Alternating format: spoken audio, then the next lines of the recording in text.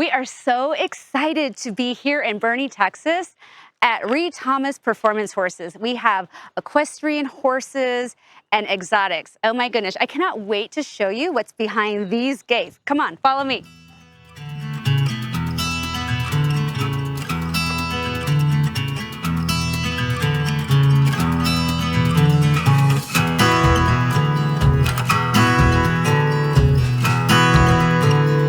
I'm here today with Reid Thomas of Reid Thomas Performance Horses. Hi, Reid. Hi. Thank you so much for joining us today. Tell us a little bit about yourself. And I know you're a world-renowned horse trainer. You and your team have probably won every award there is to win in the quarter horse industry. So tell me a little bit about how you got started and why you chose this path. I started riding horses when I was 7, and I was that kid that my parents said that you had to go to college and you wouldn't be able to make a living doing the horses. So when you were taking that path, tell me a little bit about like a few, bumps that you had along the way. Like, what was your path like getting to where you are, today? I think it took a lot of courage. I went to Texas A&M. I graduated A&M in 2002. I didn't have the opportunity to be an apprentice or work for anybody. So I think I felt like I had to catch up. I honestly sat down with my grandmother, my mom's mom, and she just sat me down and she just kind of put her hand on my knee and said, honey, there's enough lawyers in the world that if you really want to try to do the horse thing and you want to do it, if you will be honest across the board to every person that you meet and you're truly passionate about it, then do it. I lost my dad in 2012, so that was a pivot point for me. Where I decided to leave Corpus Christi and move to Boerne, Texas. So that was the transition to get me here. And it was at that moment that I pretty much for the first time in my life committed to selling out of everything and focusing 100% on Thomas Performance Horses. You've grown so much, you've actually added a few people to your team. Can you tell us a little bit about that? Yes. So, telling you that I had never worked for anybody, my whole childhood I had always had people that I absolutely looked up to and admired. And Kim and Curtis Reynolds ran the final 4 performance horses for years, during my youth career. And we all have been the kid at the arena watching when nobody realizes that you're being watched, right? And I have the utmost respect for those 2 individuals. In this business, there's no way that you can pause and teach timing and talent. Those are 2 words that we use a lot in the horse business, and those 2 that you'll get to visit with today and personally know, they ooze every piece of that, and they are incredible humans. Joining us now, we have Mendrysa, which is your partner here at this fabulous ranch. So you specialize more on the exotic side, is that what I'm hearing? Yes, ma'am, I do. Okay. Can you tell us a little bit about how you got into that? That's such a... Yeah, so one of my dad's good friends, I grew up in Michigan, they raised a few exotics, and I always thought that it was something that I would want to get into after college. And I would say maybe 6 months after college, started looking into the exotic industry. We started with a kangaroo, that was the first thing, and just kind of kept escalating and growing from there. Very cool. Yeah, so the next one was a giraffe, which was kind of a big old step for us, but that was really fun. It was definitely the cart before the horse, buying the giraffe before the barn. Yeah, it was kind of like an accident when it happened. We had a guy that was actually doing some fencing work for us, and he knew of a exotic drive-through park that was closing down. And they had 1 male left, and they were like, hey, do you guys want a giraffe? And it was kind of one of those instances where I thought he was joking, and he was dead serious, and he's like, well, come out and meet the giraffe. And we went out there the next day and met, what was his name, Buddy? Yeah, that was Buddy. We met him and just kind of kept growing from there. So. Wow. So when you guys purchased this facility, what was your vision for the exotic side? Well, we originally purchased the facility more so for the equestrian portion of it, but luckily we were able to buy the 20 acres next door, and it's kind of set up perfect for exotics with the rocks, the cedar. There's a lot of natural landscape for exotics, which we really liked. And there was nothing pre-existing, so we were able to make it exactly how we wanted, which was nice. Oh, that's great. There was no separating fences. It was all kind of, we could kind of create a vision in our heads and go from there and kind of run with it, which was nice. I'm sure you guys have some interesting stories with... Oh yeah, I'm sure we have quite a few, yeah. Can you share one with us? We did have one time when we first built the fencing for the giraffes back there before everything was kind of finalized with the pipe top.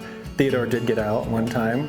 Yeah, and we had one of the guys call us and say there's a giraffe walking around out in the front yard. So that was interesting. You don't get that call every day. No, definitely not. Luckily, he's very motivated by sweet potatoes. So, Really? Yeah. Okay. So we were Really? able to Okay. coax him back in within 10 minutes. But if he wasn't a bottle-raised baby, that would have been a huge disaster. Oh man, I can So, imagine. yeah. You are really passionate about the endangered species list and the critically endangered. Can you elaborate a little bit on that? We raise probably 12 to 13 different species of animals, including birds, lemurs, hoofstock, a bunch of different things. And I would say 4 to 5 of those are on the critically endangered species list. Like the Addix antelope, less than 400 left in the wild. The Dama gazelles, less than 300 left in the wild. And the black and white and red lemurs, I wouldn't even know how many are left, but those are critically endangered as well. So everything we have breeding pairs. Everything we have has already started breeding, and we're kind of building and growing the herds. And so the ultimate goal right now would be to have anywhere from 12 to 15 females of one specific species. Wow. And then we'll start doing like trading with other ranches around here that are like-minded for conservation, so we don't do any inbreeding, and we're very careful about that. That's amazing. So, wow. yeah. Very cool. Very Yeah. cool.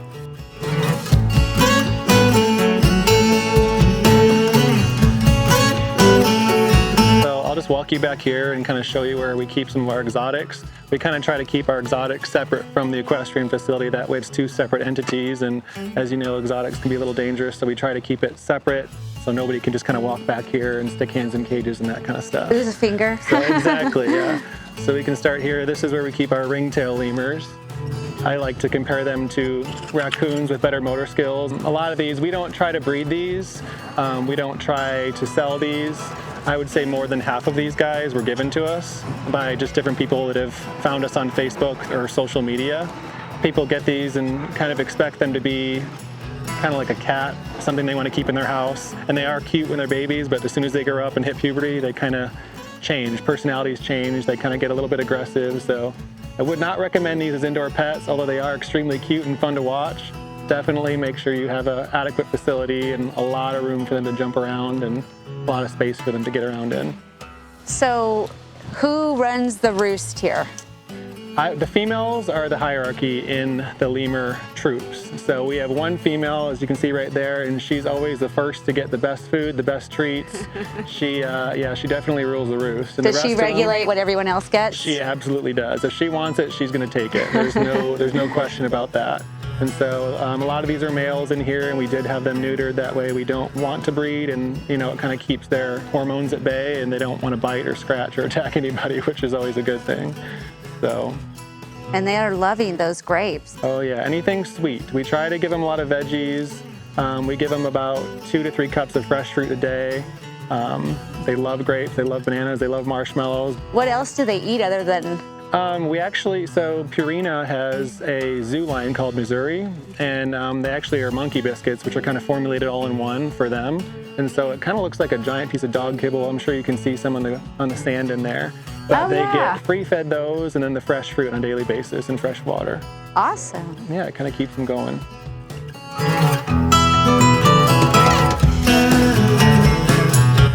This is back where we keep our pair of reticulated giraffes, Theodore and Lola. Wow.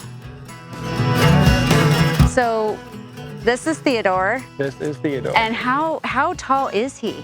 Oh man, I would have to say Theodore's probably close to about 18 feet tall when he stands completely straight. Theodore just turned 3 years old at the beginning of March. So he's gonna he's still very young. He's gonna keep maturing and growing until he's about 5 years old. But he's just now kind of hitting breeding age, going through his puberty, so to speak. So hopefully we'll have a baby here in the next couple years. Wow. Yeah. So tell me his story. Theodore. So when we first moved here, we really wanted to get some giraffes that were bottle raised, because with the way that our place is set up, with as many people as we have, we thought it'd be really cool to have people be able to interact with them. So I was on a couple waiting lists. I reached out to a few mentors of mine asking if you guys ever get a bottle baby to let me know. I would say it was probably about 6 to 8 months later, there was a zoo in Boston that the mother rejected him. She was a first-time mom, wouldn't let him nurse right away. And when something like that happens, those zoos will get in there and usually take them right away so nothing does happen, so they can get that colostrum and get him healthy. So I got him when he was probably 4 to 6 weeks old. and we got him here, and we raised him on a bottle, 4 to 5 bottles a day for about 6 to 8 months. Wow. So yeah, it was a lot of work, but well worth it, as you can see, because he is so laid back and so gentle. Look at him. Yeah, he's like having a giant dog. Wow.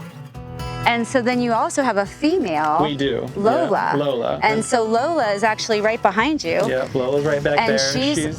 She's a little more standoffish, as female giraffes tend to be. She's a little smaller, a little more standoffish. Usually it takes her 15, 20 minutes to kind of warm up to new people being around, but once she realizes you have carrots or leaves, she'll be all over you. But her story was similar, although she didn't come as far. There's a friend of mine that actually lives in Boerne that raises giraffes.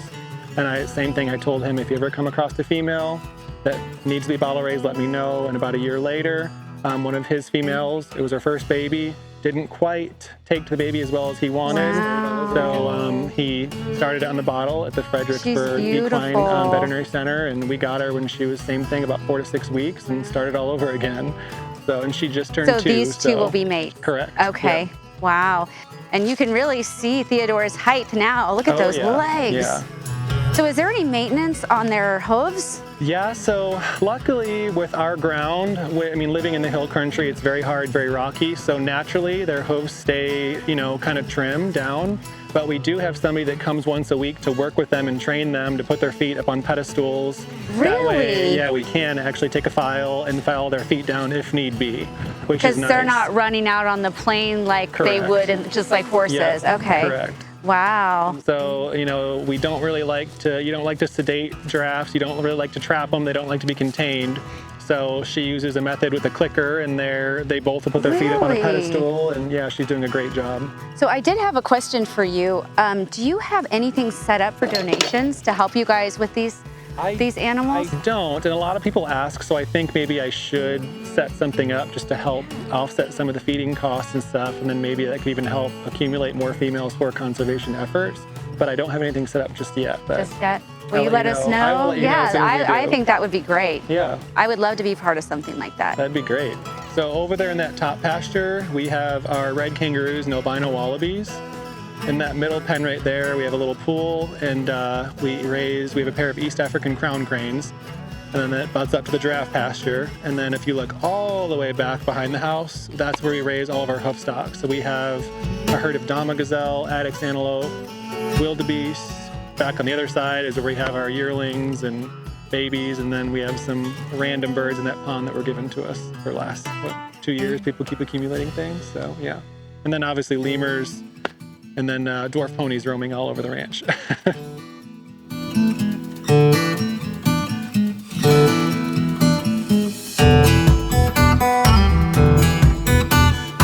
This is where we keep some of our mares and babies over here in the pasture.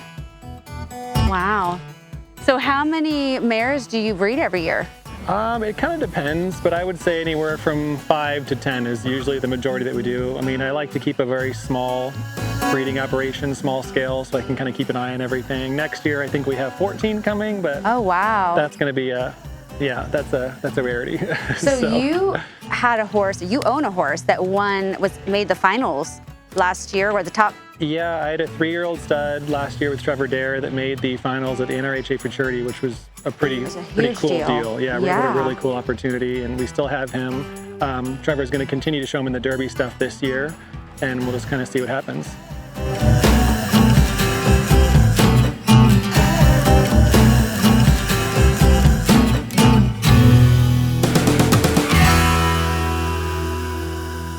Super excited to be here with Kim Reynolds.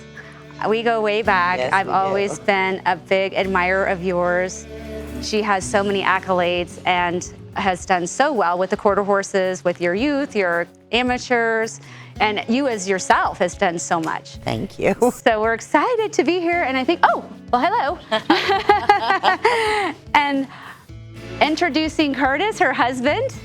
And he also has quite a list of accolades. I'm calling them the triple threat now. When you get this one in the middle of any business deal, and then you add the talent with his talent, the triple threat all the way, right? So how many youth kids do you have on their way to like the Youth World Show? Counted the other day, and there were 17 horses on the list. So taking 17 to the Youth World in August. Yeah. So to give you a frame of reference, back in the day, we were excited if we took 3 to 5. So 17 is a huge number.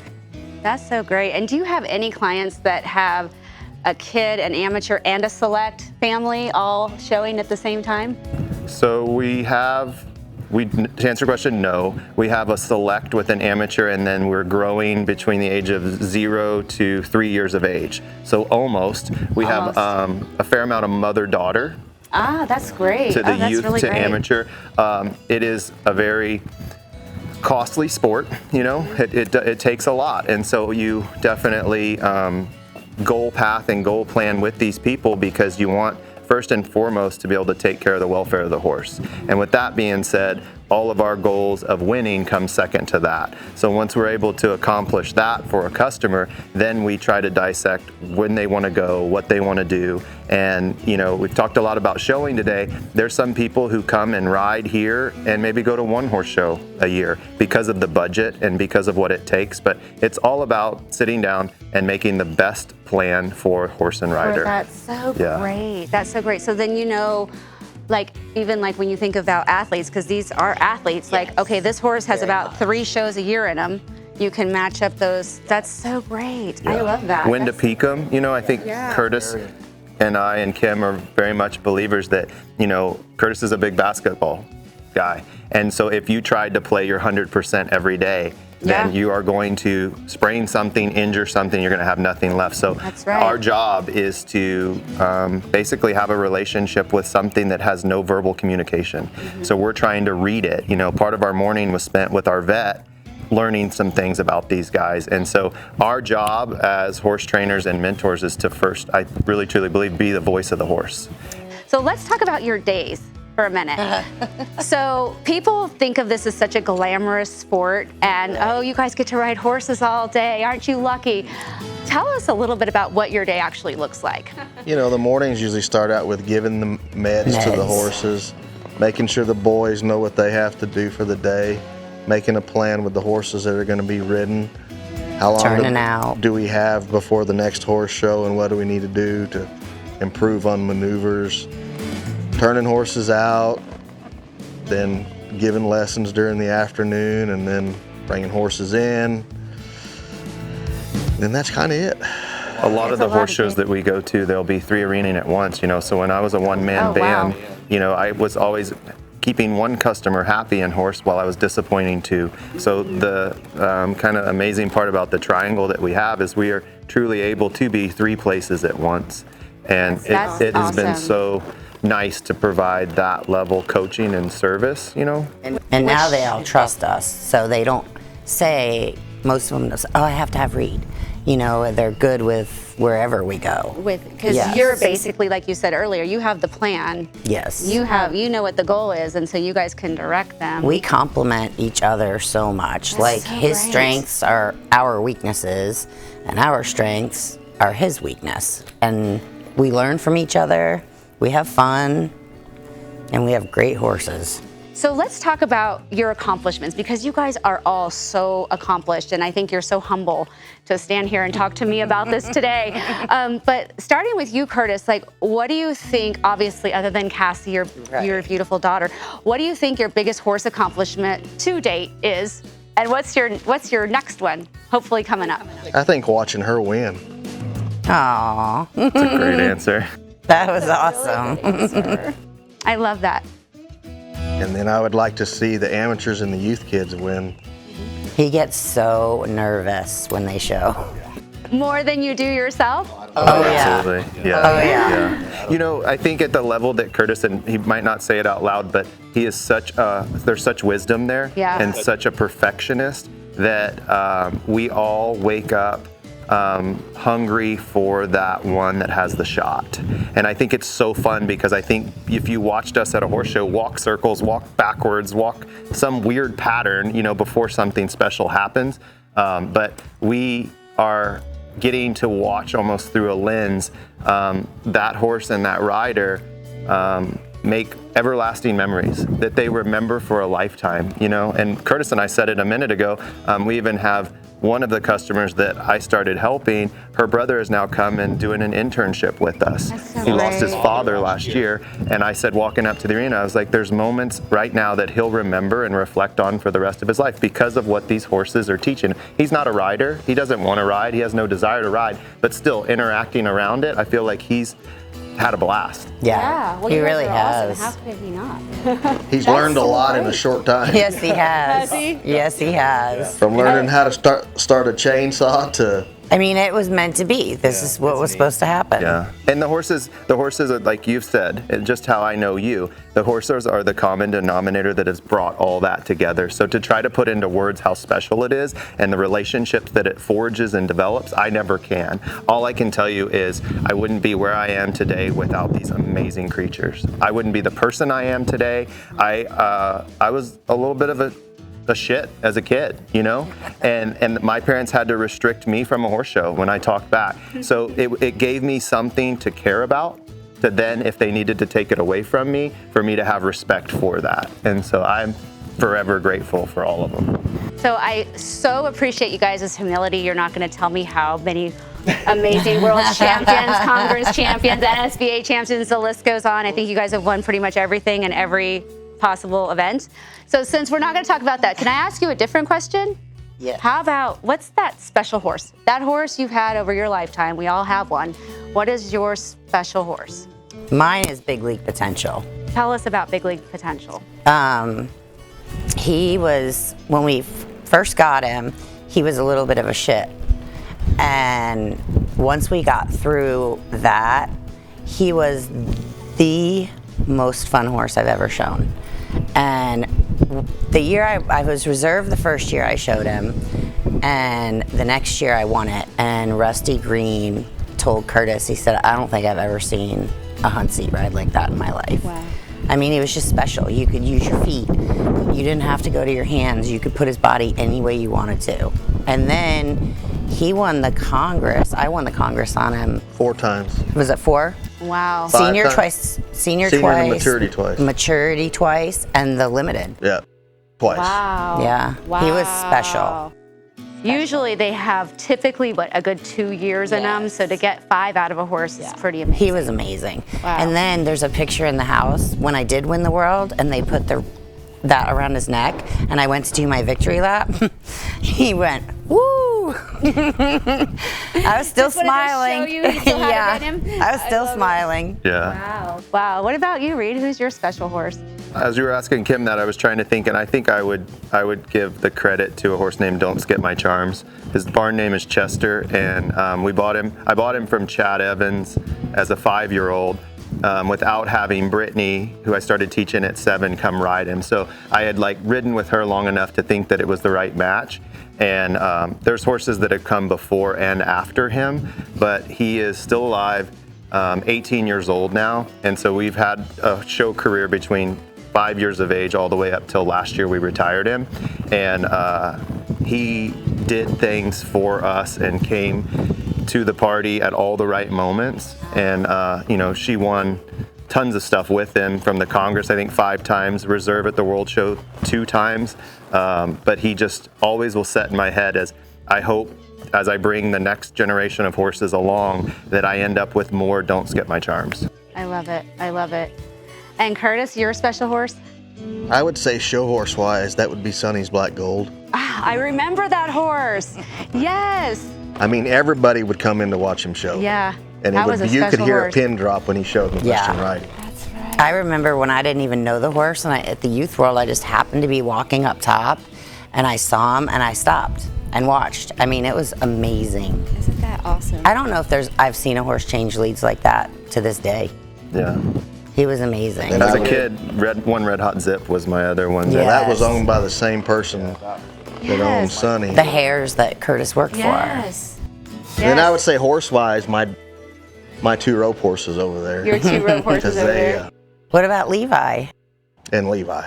He won the world on Levi. Oh, really? Okay. Levi's pretty special because he's 17 one-hands as a Western all-around horse, and competes in every event, from the showmanship, horsemanship, trail, Western riding. And he's a saint. 17-1. Yes. And his heart is Huge. It's unbelievable. Yeah, like it's a privilege to sit on and ride him any day. To swing your leg over. Wow. And he's one that, you know, we'll let him have turnout, and then we'll ride him a little bit, and then we'll let him have turnout again. You know, like, he's just so special. You don't have to train on him every day. It's also an example of like the full circle of our business, because Eric owned a Levi and then started getting into the reiner, so he always will take a great horse like that and people are like, I wonder what's wrong, why are they selling him? And Eric sold Levi 3 or 4 years ago to Ella Petak, and she's a starter on the Texas A&M team, which is cool how the kids can do this and then transfer to full scholarships at the SEC schools. But you know, Eric starting that and finding that horse and then allowing us as professionals to continue to have that horsepower and represent it is another cool part about our business. If we get a great one, honest to God, we're going to try everything we can to keep the great one. That doesn't mean that we're not responsible for a chess move, maybe to allow another customer to buy it or sell it. You know, life happens, so we're always in the middle of those things too. But her parents did promise her that they would never sell He's a Levi. lifer. He's not for sale. Yeah. It sounds like, I mean, which I love, because I know there's competition within the youth especially. Right. I mean, maybe not. Maybe the amateurs are probably just as bad. But how do you guys keep a handle on the competition where you keep it a friendly sport and you make it a barn thing? Reid manages all of it. He negotiates every situation and makes everybody happy. And it's a full-time fun job, but kind of like we started today with, you know, if you just are honest. And the older I have gotten, the more brave I've become to be able to call it out at that moment of that is poor behavior. And the old Reid might have been able to like try to fix that and attach to it. I'm like, no, that's poor behavior, you know. And like Curtis would be a great role model for me for that, of like, absolutely not, you know, we're not going down that road. Done. And so I think that he's just more diplomatic than I am. Right. You know, and they keep me zipped up because I'm really point blank. The modern day world's so social media driven with Instagram and Facebook and Snapchat and stuff that I think that, you know, being 43 years old, I'm at an age where I can say that I didn't grow up with all of that. You know, from this day forward, all the children that we help and work for will never know what that was like. But this sport in itself does bring us back to the Yellowstone and the old world of what that's like. So one thing I think, just to answer your question, is, you know, I will take the time, sit down and write a handwritten note and card like a lot of real estate professionals I know do, but to keep it personal and to say I'm here, you know, I'm present and I'm not with you on your phone socially all the time. And I think that, you know, we can't teach our customers through a social media platform. They have to physically show up and devote the time and put their phone down and ride. And so I think that has what's made the horse business, even in the last 2 years, we're as busy as we've ever been. Don't you think parents are craving that for their kids? I do. So? Yes, and you would think after COVID, things would have maybe gone a little south, but it just got stronger. I think people just became braver, you know, like you're realizing that there could be a quicker end than we thought. So let's use our money, let's enjoy life, let's have fun, you know, whereas before we were a little bit of a universe and world that would just kind of safety up and wait for the next 5 years. Okay, then I'm gonna go to Cabo, then I'm gonna go to a horse show, then I'm gonna travel. And you know, after we all got released, it's like, nope, I'm gonna go do all of that. Right. So our horse shows with masks on were as big as they'd ever been. When the mask came on, they even came off, they even got bigger. Bigger. Wow. Yeah, because you guys do travel all around the country, yes. So they have to travel usually flying, right? Yeah. So your clients meet up with you there, which is, you know, extra cost, extra, yes. You know, protection with masks and all that. Wow, that's awesome. Well, I'm really curious because you guys are I know how hard you work. I don't think people understand how hard you work. And I always tell people horse trainers are the most underpaid profession because of what you guys do physically for the children, for the kids, for the amateurs, for everyone. So you're constantly giving back, and people I don't think understand that. But with all that being said, how do you guys keep your mindset so strong and positive, especially when things can go wrong, like your horse goes lame right before the World Show? I think it's because we love it so much, and that's what keeps you going. And you know, the biggest thing about being a horse trainer is just what we all discussed right now. We are not just horse trainers. No. I mean, we could be psychiatrists. And you know, it's just part of it. You know, just like Reid and I are going to a horse show. We get home on Saturday, and Curtis and I leave Sunday for Florida. You know, it's just that you just do it. And you're driving, Mm-hmm. and then we do have help. Okay, that's great. But then you Yes. get to the horse show, you got to get the horses Yes. settled, and before you get yourself settled. Right. So. We jokingly say that every time we leave, go to a horse show and leave, we're basically packing up home, moving, and then moving back home. It's that much work. Right. So when you do get to be home, like how much time do you just get to zen, if any? I tell Reid I need a day, and I sit on the couch in my pajamas and watch Lifetime.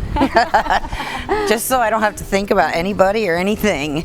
I love And it. usually I'm pretty good after that. Curtis has rope. Yeah. Like, it'll be the longest day here, and you'll see him saddle up the 2 rope horses and go rope. And I always ask him, I'm like, that's your release, you know, Yeah. that's your thing. And yeah. Well, if you were an athlete, like with sports, and that's what you do, yeah, I get it. So how do you keep your mindset? Like, you're just a naturally positive person, or do you have to work at that, or do you read a lot? What do you do to? I'm not a big reader. I always jokingly say that because I think my parents named me Reid. You know, that didn't push me into the law school and that level. Right. But I definitely am a workaholic. You know, so trying to find the balance to that. But I think I like to take a trip or two once a year. You know, and really go somewhere without a horse, some beach or ski or do something like that. And then I will try to book like a massage or some type of personal time after a horse show and make myself turn off my phone and take a little bit of a break. Because he does, I mean, it's never, sometimes I say something to him and I'm like, I don't think you're listening. And he repeats exactly what I said, but he never looked at me. He's used to that with kids, right? Yeah. There's a lot of 2 or 3 a.m. mornings, and I think that that's a good balance. Like, I can hit it hard through those hours, and then Curtis is a 4 a.m. up, hit it hard, you know? Oh, that's great. So That's we have a so balance great. of different hours, too. So you're energetically on. Yeah. I love it. After I eat dinner, I'm done. Yeah, right? That's awesome. Absolutely.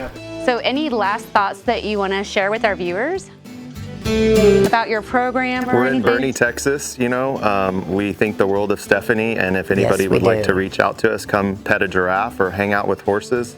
We're not that far from you guys, that anybody's welcome to reach out to us. That's Yes. an awesome invitation. Wow. Yes. So I think what we've seen here today with these 3 amazing people is, first of all, passion. I mean, to be able to have the passion they have for their sport. You know how it is at the elite top level of every sport, which they are definitely at the top level of their sport. It's passion, I think, that drives you. Integrity drives you. This is a great group of people with awesome integrity. And, you know, I love that you have all 3 of you are on the same mission for your clients and the horses that you serve. I guess I call it service because that's what you do, is serve them. Absolutely. And your clients. And I mean, it's just an honor to be here with you guys today. And We are too. I highly recommend them if you're ever interested in taking your horse to the next level, or your showing, training, whatever that looks like for you to the next level. These people will get you there. Thanks so much Awesome. for Thank your you. time today. Yes, thank you.